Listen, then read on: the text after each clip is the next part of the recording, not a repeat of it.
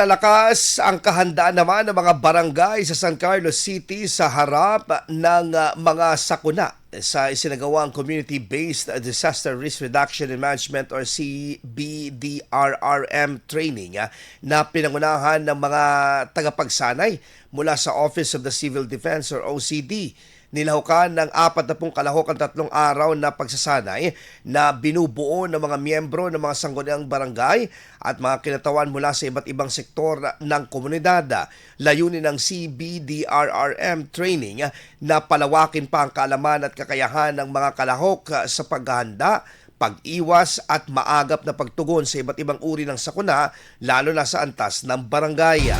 Sa pamamagitan ng mga talakayan at praktikal na gawain, tinalakay ang mga hakbang upang mabawasan ang panganib, mapahusay ang koordinasyon sa mga komunidad at maprotektahan ang buhay at ari-arian ng mga mamamayan. Inaasahan naman ng pamahalang panlunsod na sa mga pamamagitan ng naturang pagsasanay ay mas magiging handa ang mga barangay sa San Carlos City sa pagharap sa mga kalamidad at sa pagpapatupad ng angkop na epektibong disaster risk reduction measures.